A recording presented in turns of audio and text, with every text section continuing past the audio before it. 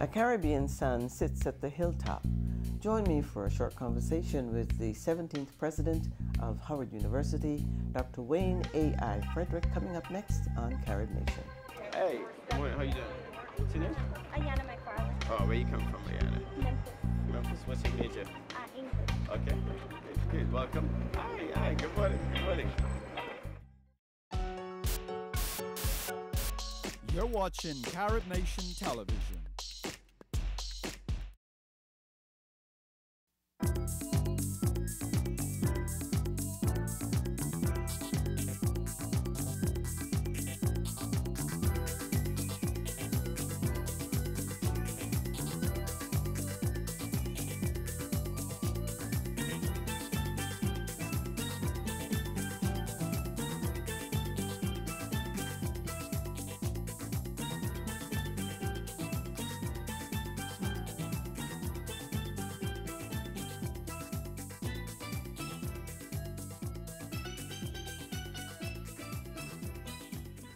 Hello, welcome to Carib Nation. I'm Doris Dean. As Howard University approaches its 150th anniversary, none other than the Caribbean sun sits at the helm, leading it there. Today I have the great pleasure of talking with the 17th President of Howard University, Dr. Wayne A.I. Frederick from Trinidad and Tobago. Dr. Frederick, thank you so much for joining us on Carib Nation. Welcome to Carib Nation. And I think I speak for all of the voices, all of the people within the hearing of my voice when I say our heartiest congratulations to you. Thank you very much. Your position. We all know that you came here quite young, and I'd start off by saying that your youthful appearance belies the depth of your experience and knowledge. Tell us, what does it feel like as you walk across campus as president? Do you feel the excitement, the encouragement, or do they think sometimes that you're one of them? I think all of the aforementioned, the support from the campus community has been overwhelming. And you're absolutely right. I think those words, excitement, the unalloyed joy around the things that we must do, the things that we're preparing to do, and the things that we certainly will achieve in the future is there. I think there's a lot of excitement about that. The student body, clearly is one that I relate to, and one that I feel very strongly about is well equipped to fulfill what we must do. A lot of the faculty are faculty members who were here when I was here when I was a student, and some of whom taught me as well. So I think they relish in this moment as well as a product of their hard work. You came to Howard yourself very young. Obviously, you were what we call bright in the Caribbean, who finished A-levels at 14 and came to Howard at 16. What attracted you to Howard? Why did you want to come to Howard? Well, there are several reasons. One is that Howard was always spoken of in my home. My mother in particular was is a big fan of Howard University. She herself never attended the university, but she interacted with a lot of professionals, two of whom even delivered my younger brothers. And as a result, being a nurse in Trinidad, she interacted with many physicians who were graduates of Howard University, and so she thought very highly of the institution. She also was a big fan of our first Prime Minister, Eric Williams, who was a political science professor here. She always felt that the things that he did for Trinidad were things that, in a lot of ways, she felt some of those seeds were planted here at Howard University. And then lastly, one of my very best friends, Shaka Hislop, was here on a soccer scholarship the year before I came, and really encouraged me to join him here. Why were you interested in medicine specifically? I have sickle cell anemia. I was diagnosed at birth, and at the age of 3, my grandmother tells a story that I once inquired of her as to what it meant to have sickle cell, and that I pledged to her that I was going to become a physician to find a cure. And I guess you could say I'm a little bit stubborn.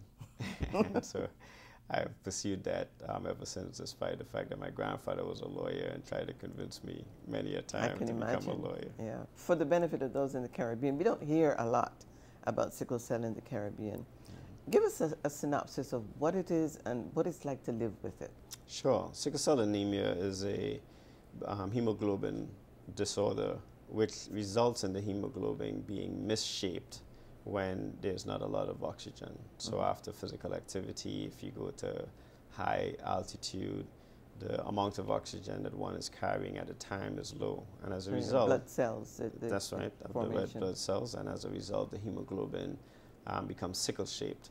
That results in a deformity of the red blood cells themselves. They're usually round to oval, and now they become kind of sickle-shaped because of the stiffness of the hemoglobin. That, as a result, causes the blood cells to not pass through, especially the blood vessels near the joints very well, and that can result in a lot of inflammation and subsequent pain as a result. Mainly affects the African diaspora. Some people believe that it has come out of a circumstance where people with sickle cell, the red blood cells, don't live long enough to harbor the malaria, and as a result, you don't get malaria when you have sickle cell disease. But with sickle cell trait, you may have some protection. I see. And so the genetic evolution of that is that obviously some people would have sickle cell in some of those endemic areas where you would find malaria almost as a protective mechanism against malaria. Interesting. So it is a painful disease for a young child, a young person. Yeah, it's very painful, especially once one exerts him or herself beyond a certain capacity and gets in that deoxygenated type state. Those crises are very painful. I've broken both an arm and a leg, and I've never experienced the type of pain that I've had with sickle cell crisis, so it is a very painful disease. Interesting. Coming to Howard with the focus of medicine, did you foresee or did you dream of getting to the top of Howard? Was this something, I know that Howard is very big in the Caribbean. Most people, when they want to come to college, think of Howard coming from the Caribbean. It's sort of the Harvard for black people. What expectations did you have, and how would you say they were fulfilled? Yeah, I was young, and I think sometimes youth is wasted on the young, as they say. And so I was also very naive. I had a very simple dream, and that was to become a physician. Even the type of physician, I simply wanted to interact with patients with sickle cell. That evolved into me becoming a surgeon because I ran into my mentor, Dr. LaFall, and I really fell in love with surgery. And so that took me off on that path. While here, I never in my wildest dreams thought about the presidency of the university. As a matter of fact, I remember as a freshman student hearing about James Cheek and thinking what a mythical figure he must be, because he was not someone that I ever hoped that I would see or ever hoped that I would interact with, you know. And so the presidency of the university was not something that I grasped as a student per se. And so it was never in my thought. But one of the things that I've always done, especially during my academic career here at Howard, both as a student and then subsequently as a faculty member, is that I obsess about the journey. There's no destination I believe I will come upon that will be completely fulfilling. And obsessing about the journey has taken me in directions that I otherwise would not have imagined for myself. But they have all been extremely fulfilling. And as much as I wanted to become a hematologist, becoming a surgeon wasn't a bad second place, I think. And along those lines, as I got into administration, you know, rising to the helm of the university was not something I envisioned, but certainly being the 17th president of the university is a humbling honor. I thought it was interesting that you did an MD and an MBA, and that's what I wondered, whether you had dreams of being an administrator at one point, either of a hospital or the college. I am very interested in education in general, and I had always been interested in business. My reason for getting my MBA was more related to my surgical and medical practice. When I became the associate dean for the medical school, I was in charge of the clinical operations, as it were, and that in a lot of meetings I would be exposed to Excel spreadsheets and other finances of the university. I had always been interested in finances. As you know, in the Caribbean school system, you more or less pick a path. which is one of the very, very few criticisms I have, because I always felt that my education was, very, very strong, but it was channeled into the sciences. But I had an interest in business back then, and just did not have the opportunity to pursue that from an educational point of view. So I felt it was an obligation, too, as a physician, being involved in that type of activity, to know my way around that area. And that's really why I pursued my MBA. Very good decision, obviously. It has served me well. Yes, it has. I understand that the search committee for the position was quite extensive and very diverse, representing all stakeholders, and it's to your credit that you were unanimously agreed on. And I wondered, one of the things that I've heard over the years about the politics at Howard, and I wonder, when you were approached to take on the position as interim president, whether the politics was something that you were worried about, and what is your philosophy about handling things like that? The search process was very rigorous, and it's one that, even if I was not the successful candidate, I would have been very proud of as a Howard alum.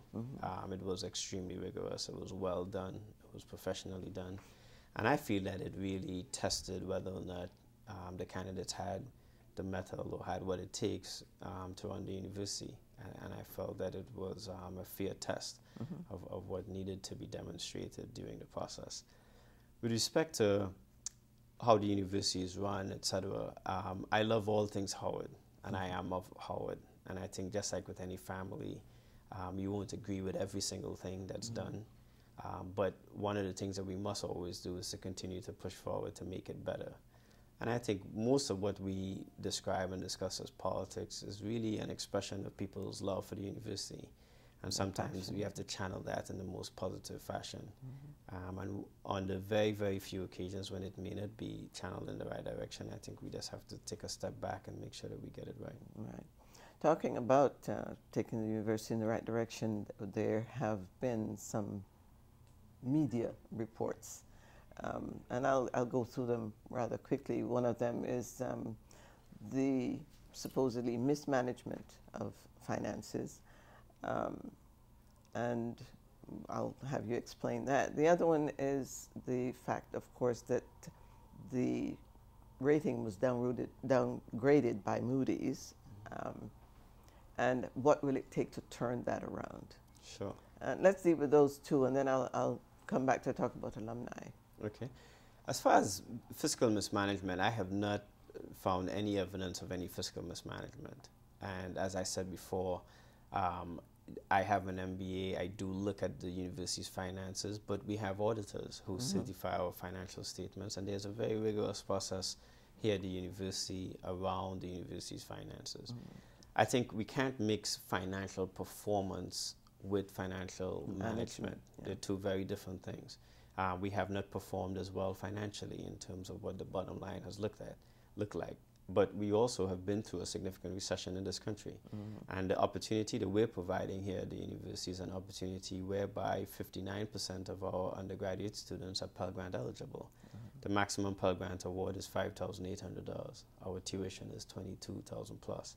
So when you put those two together, there's a significant gap. We match every Pell Grant award. So even if you get the maximum Pell Grant award, where your expected family contribution is zero, we are giving you $5,800 to match the $5,800 the federal government is giving you, and you still have a gap. So when you look at what our income streams are, and you try to match those against the expenses, there certainly has been a gap over the past few years, and we have to be nimble and facile about how we look at the university's finances. We have to diversify the revenue stream. And more importantly, we have to be very clear about how we allocate resources so that expenses are managed very well. And I think we're well on the way to do that, so that the financial performance that I think people are speaking to is one that we will be able to produce. And I think the credit ratings and all of those other things will obviously fall in line as long as we do the right things around the finances. Yeah. How are the university and the school financed? What are the sources? The university has three main revenue streams. The clinical revenue that comes out of our activity in the hospital area. The second is tuition, is a significant revenue stream. And the third significant revenue stream is a federal appropriation as well. So those are the three main revenue streams. My vision for the university is that we would diversify those three to have about 7 or 8 revenue streams that are reliable year after year, and also expand some that are smaller, such as philanthropy, that we should be expanding over the next few years. And how long do you think it'll take you to turn things around from the downgrading and the economic recession, etc.? Yeah, I can't put a timeline on it. What I will tell you is that I think the surgeon in me would let everyone know that I'm extremely impatient, and so yesterday isn't soon enough for me to see alma mater, at the pinnacle of those ratings, etc. Yeah. Well, I'm sure that you will have the support. I saw in the Howard today, in the alumni today, that you emphasize the importance of giving back, to remind alumni of the importance of giving back. Truth and service is the motto of Howard, and I wonder, how do you plan to execute that, balancing the idea of profit with service? Sure. I think we're going to do that with excellence. And I underscore excellence because I think truth and service has served us well and will serve us well going forward. As we embark on 2017 and celebrate the 150th anniversary of the university, when we look back, we've created a legacy that has transformed the way of the world, transformed America, civil rights, transformed the Caribbean in terms of when you look at leaders who have come out. The current Prime Minister of Grenada is a Howard grad. When you look across the African diaspora, you again see the fingerprints of what Howard University's legacy means to the world. With that in mind, we still have to make sure that we do the things that are necessary in a fiscally responsible manner and to still fulfill that mission. And I don't think that both can't exist. I think they can coexist. And so we tell students when they come here, you're not here to get a degree. You're here to get an education. How that education interplays with the world around you is key. And students must understand that our expectation, my expectation, is that they will go out and change the world around them. Changing the world around you does not mean that you can't do that and not be profitable. I don't think that the owners or founders of Apple will deny that they didn't change the world, change how we communicate, how we look, how we conduct business. They've changed the world and they've still made a lot of money while doing it. We think of that service in a servitude manner. I think of that service in a manner of giving as much embellishment to everything around you, whether it's in your church, your community around you, or it's in the bigger service of trying to transform a nation, as some of our graduates have gone on to do. Coming out of the Caribbean, would you consider yourself a religious person? And does your faith guide you in making some of these tough decisions? So I spent about 6 or 7 years as an acolyte, an altar boy in an Anglican church. And that certainly has given me a certain faith-based foundation. I won't describe myself as religious as much as spiritual. I do believe that there's a bigger being to whom we must all answer. And I think all of that gets folded into decisions that are made with the recognition that I have to respect other people's religious beliefs and their pursuits for them to have as free and open a life as they want to have. And so I will always make decisions with that in mind. As you work in the heart of D.C., let's look forward to what you plan for Howard as with the 150th anniversary coming up.